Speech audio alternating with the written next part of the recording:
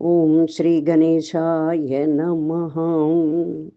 குமாரகுருரீசான புத்ரோ மூஷிகவாஹனः சித்திப்ரதः சித்திபதி சித்திவிநாயகः.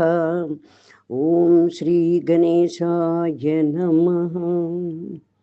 ஓம் ஸ்ரீமாத்ரே நமஹ. सिन्दूरारुणविग्रहां त्रिनयनां माणिक्यमौलिस्फुरत् तारानायकशेखरां स्मितमुखी आपीनवक्षोरुहां पाणिभ्यामलिपूर्णरत्नसचकं रक्तोत्पलं बिभ्रतीं सौम्यां रत्नघटस्थरक्तचरणां ध्यायेत् परामम्बिकाम्. ॐ श्रीमात्रे नमः. ஓம் ஸ்ரீ மாத்ரே நமஹ. இன்னைக்கு 301வது நாமம் ஹ்ரீங்காரி. ஹ்ரீம் அப்படிங்கிறது அம்பாளோட பீஜாட்சரம்.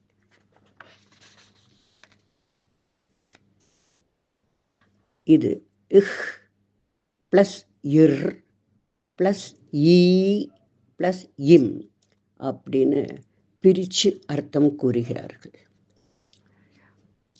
இதை புவனேஸ்வரி பீஜம் என்றும் மாயா பீஜம் என்றும் சொல்லப்படுகிறது. அம்பாளின் மிக முக்கிய மந்திரமான பஞ்சதசியில் 3 பகுதிகள் உண்டு. ஏற்கனவே நம்ம பார்த்துருக்கோம். அதாவது வாக்பவ கூட்டம், காமராஜ கூட்டம், சக்தி கூட்டம் என்று 3 பிரிவுகள் பஞ்சதசாட்சரி மந்திரத்தில் இருக்கு. ஒவ்வொரு கூட்டத்தின் அக்ஷர முடிவிலும் ஹ்ரீம் என்கிற அக்ஷரம் வரும். முதல்து வாக்பவ கூட்டத்தோட அக்ஷரங்கள் க, ஏ, ஈ, ல, ஹ்ரீம். காமராஜ கூட்டத்தோட அக்ஷரங்கள் ஹ, ச, க, ஹ, ல, ஹ்ரீம்.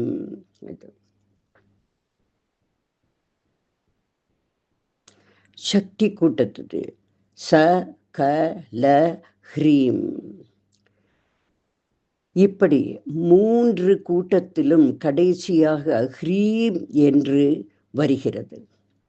இந்த ஹ்ரீம் என்கிற அக்ஷரம் ஹ, ர, ஈ, இம் என்று பிரித்து கூறப்படுகிறது. இஹ், ஹாக்கு மேல புள்ளி வச்சு ஹீக், இஹ். அதை ஹிக்குன்னு சொல்லலாம், வெறும் ஹானும் சொல்லலாம். இஹ் என்பது ஆகாச பீஜமாகும். அதாவது பரம்பொருளான சிவனை குறிக்கக்கூடியது இஹ் என்ற பீஜம். அடுத்தது ர, இது அக்னி பீஜம். உஷ்ணத்தன்மை கொண்டது. ஒரு செயல் செய்வதற்கு ஆற்றல் உடையது. இதற்கு சக்தி பீஜம் என்றும் கூறலாம். ஆக இந்த ஆகாய பீஜமான ஹ, இஹ், அடுத்தது அக்னி பீஜமான இர், இது இரண்டும் சேர்ந்து இஹ் ஆகிறது. இந்த இஹ் சிவன், இர் சக்தி என்பதை புரிந்து கொள்வோம். அடுத்தது நிர்குணமான எதனோடும் ஒட்டாமல் இருக்கின்ற இஹ் என்கிற பரம்பொருள், அதாவது சிவன், இர் என்கிற செயலாற்றும் சக்தியோடு இணைந்து இஹ்ர் என்றாகிறது. இது சிருஷ்டி என்கிற காரியத்தை செய்து காட்டுகிறது. சோ இந்த சேர்க்கை சிவசக்தி ஐக்கியம் எனப்படும். இந்த இஹ்ங்கிற சிவனும் இர் என்கிற சக்தி அம்பாளும் இணைந்து அதற்கு சிவசக்தி ஐக்கியம் என்கிறோம். ஜெகத் காரியங்கள் இதனால் நடக்கின்றன. சோ சிவசக்தி ஐக்கியம். அடுத்தது ஹ்ரீம் என்பதில் உள்ள ஈகாரம். இது ஸ்திதியை காட்டும் விஷ்ணுவின் அம்சம். அடுத்தது இம் என்பது அனுஸ்வரம். இதை லயம் என்றும் கூறுகிறார்கள். அதாவது இது ஒடுக்கம், அழித்தல் என்ற அர்த்தம் கொண்டது. சோ ஹ்ரீம் என்பதில் சிருஷ்டியை குறிக்கும் இஹ் என்றும், ஸ்திதியை குறிக்கும் ஈ என்றும் லயத்தை குறிக்கும் இம் என்றும் சேர்ந்து பிரபஞ்ச உற்பத்தி ஸ்திதி லயம் என்ற அர்த்தம் கொண்டு ஹ்ரீம் என்று கூறப்படுகிறது. இது சிவசக்தி பரம்பொருளை குறிக்கும் பீஜ மந்திரமாகும். ஆகவே அம்பாளின் ஹ்ரீம் என்கிற பீஜம் மந்திரபூர்வமானது. இதற்கு சக்தி பிரணவம், நாத மந்திரம், பிராண மந்திரம் என்றும் பல பெயர்கள் உண்டு. ஓம் ஹ்ரீங்காரியை நமஹ. 302வது நாமம் ஹ்ரீமதி. ஹ்ரீம் என்ற சொல்லுக்கு லஜ்ஜை, அதாவது நாணம் என்றும் ஒரு பொருள் உண்டு. அம்பாளுக்கு லஜ்ஜையா? லஜ்ஜை என்பதை அடக்கம், ஆர்ப்பாட்டமின்மை, மென்மை என்றும் கொள்ளலாம். தேவி மகாத்மியத்தில் யா தேவி சர்வபூதேஷு லஜ்ஜாரூபேண சம்ஸ்திதா நமஸ்தஸ்யை நமஸ்தஸ்யை நமஸ்தஸ்யை நமோ நமஹ அப்படின்னு ஒரு ஸ்லோகம் வருது. ஆக அம்பாள் சிவனோடு இருக்கையில் அந்த ஸ்ருங்கார வேளையில் நாணம், லஜ்ஜை கொள்பவளாம். காமேஸ்வரரிடம் அடங்கி இருப்பது அம்பாளுக்கு பிடிக்கும். ஓம் ஹ்ரீமத்யை நமஹ. 303 ஹிருத்யா, ஹிருதயத்தில் வசிப்பவள். 304 ஹேயோ பாதேய வர்ஜிதா. ஹேயம் அப்படின்னா தள்ள வேண்டிய சமாச்சாரம், வேண்டாம், வெறுப்பு அப்படிங்கிற சமாச்சாரங்கள். உபாதேயம் வேண்டும், கொள்ள வேண்டியது, விருப்பு என்ற அர்த்தம். வர்ஜிதா கிடையாது. என்ன அர்த்தம்? அம்பாளுக்கு அவள் படைத்த இந்த அகிலத்தில் தனக்கு வேண்டியது வேண்டாதது, அதாவது விருப்பு வெறுப்பு என்று எதுவுமே கிடையாது. நோ ஹேயம், நோ உபாதேயம், அனைத்தையும் அரவணைப்பவள் அம்பாள். ஓம் ஹேயோ பாதேய வர்ஜிதாயை நமஹ. 305வது நாமம் ராஜராஜாச்சிதா.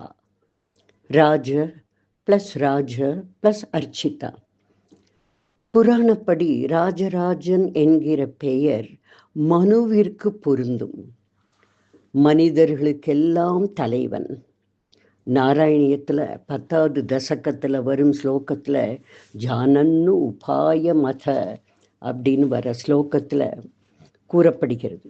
அதாவது பிரம்மா பிரஜைகளின் அபிவிருத்திக்காக தனது தேகத்தை 2ஆக பிரித்து மனு சதரூபை என்று புருஷ பாவத்தையும் ஸ்திரீ பாவத்தையும் அடைந்தார். அவர்களை கொண்டு மனித வர்க்கங்களை பெருக்கினார் என்று கூறப்படுகிறது. மனு என்பவர் மனிதர்களுக்கு அப்பொழுது தலைவராகிறார், ராஜா. இவரால் அர்ச்சிக்கப்படுபவள் அம்பாள். அடுத்து நவநிதிகளுக்கும் தலைவனான ராஜாவான குபேரனால் அர்ச்சிக்கப்படுகிறாள் அம்பாள். ஸோ அம்பாளை ராஜராஜாச்சிதாயை என்று சொல்லும் பொழுது மனுவும் குபேரனாலும் அர்ச்சிக்கப்படுகிறாள் என்பதே இந்த நாமத்தின் பொருள். ராஜராஜாச்சிதாயை நமஹ. 306வது நாமம் ராஜ்ஞை. பிரபஞ்சம் என்கிற ராஜ்யத்தை ஆள்பவள். 307 ரம்யா. ரம்யமாக, இனிமையாக, அழகாக இருப்பவள். 308வது நாமம் ராஜீவ லோச்சனா. ராஜீவம் தாமரை, லோச்சனம் கண்கள், தாமரை இதழ் போன்ற கண்களை உடையவள். 309 ரஞ்சனி. ஆனந்தத்தை பக்தர்களுக்கு அளிப்பவள், ஆனந்தி. 310வது நாமம் ரமணி. பக்தர்களை தோழமையுடன் ஸ்நேக பாவத்துடன் அரவணைத்துக் கொள்பவள். மிகவும் உயரமான இடத்தில் இருக்கும் அம்பாள் சாதாரண நிலையில் இருக்கும் தன் பக்தர்களிடம் ரொம்ப நட்போடு விளையாட்டாக பழகும் தன்மை உடையவள். இந்த பாவம் சௌசீல்யம் என்று அழைக்கப்படும். இது அம்பாளின் ரமணீய தன்மை. பக்தர்களிடம் விளையாடுகிறாள், ரமணீயமாக இருக்கிறாள் என்றால் பக்தர்களுக்கு மகிழ்ச்சியை தருகிற விதத்தில் தோழமையோடு விளையாட்டுத்தனத்தோடு பழகுகிறாள் என்ற அர்த்தம். அம்பாளின் விளையாட்டு என்பதை அவ்வப்பொழுது நமக்கு வரும் சோதனைகளே அவளுடைய விளையாட்டு. இதை புரிந்து கொண்ட பக்தர்கள் அவர்களுக்கு கஷ்டம் வரும்பொழுது அம்பாள் என்கிட்ட விளையாடி பார்க்குறா, இதை நிவர்த்தி செய்ய வேண்டியதும் அவதான் என்று சரணாகதி மனப்பான்மையோடு அவர்கள் தொழுவார்கள். அப்பொழுது அம்பாள் மகிழ்ச்சியாக அனைத்தையும் முடித்து கொடுப்பவள். ரமணீயாய நமகாம். பாபநாசம் சிவன் கூட ஒரு பாட்டு பாடுறார் இல்லையா? 1890 பிறந்தவர். 400 விளையாட்டு பொம்மையா ஜெகநாயகியே உமையே உந்தனுக்கு நான் ஒரு விளையாட்டு பொம்மையா. அதுல சொல்றார், அருளமுதை பருக அம்மா அம்மா என்று அலறுவதை கேட்க உனக்கு ஆனந்தமா. ஒரு புகழின்றி உன் திருவடி அடைந்தேனே, நின் திருவுள்ளம் இறங்காதா தேவி என்று பாடுகிறார். அம்பாளின் திருவுள்ளமே அருள் அமுதமே இன்றளவும் அவர் பாடல்கள் பிரபலமாக இருக்கிறது. ஆக அம்பாள் பக்தர்களிடம் விளையாடுகிறாள், பின்பு அவர்களுக்கு மகத்தான அனுகிரகத்தை கொடுத்தது அவர்களை மகிழ்ச்சி ஊட்டுகிறாள் என்பதே இந்த நாமம் ரமணீயாயை நமகாம். 311 ரஸ்யா, ரசிக்கப்படுபவள், விரும்பப்படுபவள். 312 ரணத்கிங்கிணி மேகலா, தனது இடுப்பில் இனிய ஒலி எழுப்பும் மணிகள் கொண்ட ஒட்யானம் அணிந்தவள் மேகலா. 313 ரமா, லக்ஷ்மி ஸ்வரூபமானவள். 314 ராகேந்து வதனா, ராக கலைகள், இந்து சந்திரன், வதனா முகம், சந்திர கலைகள் சேர்ந்த பூர்ண சந்திரனை ஒத்த முகம் உடையவள். 315 ரத்திரூபா, பரவசத்தை தரும் அழகிய ரூபம். 316 ரதிப்பிரியா, மன்மதனை மீட்டு கொடுத்ததால் ரதிக்கு பிரியமானவள் ரதிப்பிரியா. 317 ரக்ஷாகரி, ரட்சிப்பவள், காப்பாற்றுபவள். 318 ராட்சசக்னி, அதர்ம வழியில் போகக்கூடியவர்களுக்கு அக்னியாக சுட்டெரிப்பவளாக இருக்கக்கூடியவள் அம்பாள். தர்மத்தின் வழியில் நடப்பவர்களுக்கு ரக்ஷாகரி, காப்பாற்றுபவள். அதர்ம வழியில் நடப்பவர்களுக்கு ராட்சசக்னி. அதாவது அதிகம் படித்தவர்கள் திசை மாறினால் ராட்சச தன்மை வந்துவிடும். எந்த மனம் தன்னையே கட்டுப்படுத்தி கொள்ளாமல் இருக்கின்றதோ அந்த மனம் தர்மத்திலிருந்து விலகி விடும் பொழுது அது ராட்சச தன்மை அடைகிறது. உதாரணத்துக்கு நம்ம ராவணனை எடுத்துக்கலாம். ராவணன் நிரம்ப கற்றவன். சாமகானம் இசைத்தால் கைலாயமே உருகும் என்று சொல்லப்படுகிறது. சாஸ்திரங்கள் பல கற்றவன், வேதம் படித்தவன். ஆயினும் சீதா தேவியிடம் தெரிந்தே நெறி பிறழ்ந்ததால் ராட்சச தன்மை அவனிடம் கூடிவிட்டது. அவனுடைய மனம் சரியான வழியில் செல்லவில்லை இல்லையா? அதனால் அவன் அழிக்கப்பட்டான். ஆக தர்ம வழியில் செல்லாதவர்களுக்கு அக்னியாக சுட்டெரிப்பவள் அம்பாள், ராட்சசக்னி. 319 ராமா, வசீகரிக்கும் நளினம் கொண்டவள். ராமா என்பது உலகத்தில் உள்ள அனைத்து ஸ்திரீ உருவங்களிலும் அம்பாள் ஆவிர் பவித்திருக்கிறாள் என்றும் பொருள் கூறலாம். தாயுமானவர் சொல்கிறார், பார்க்கிற பெண் வடிவங்களெல்லாம் திருவானைக்கா அகிலாண்டேஸ்வரியின் வடிவமே என்கிறார். ஆக ரமா என்பது வசீகரிக்கும் நளினம் கொண்டவள் என்பதை குறிக்கக்கூடிய நாமம்.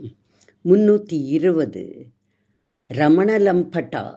ரமண அப்படின்னா மனதிற்கினிய, லம்பட்ட வசீகரிக்கும் தோற்றம். ஈஸ்வரனை வசீகரிக்கும் தோற்றமுடையவள் அம்பாள். ரமண லம்பட்டாயை நமகம். 321வது நாமம் காம்யா. விரும்பத்தக்கவள், பக்தர்களின் விருப்பங்களை நிறைவேற்றுபவள், பக்தர்களின் மனதில் நல்ல விருப்பங்களை தோற்றுவிப்பவள், சௌபாகியம் தருபவள். அதற்கு ஒரு சின்ன கதை வருது. முத்துசுவாமி தீட்சிதர் பெரிய அம்பாள் உபாசகர், நவாவர்ண கீர்த்தனைகளை பாடியவர். இவருக்கு 2 மனைவிமார்கள்.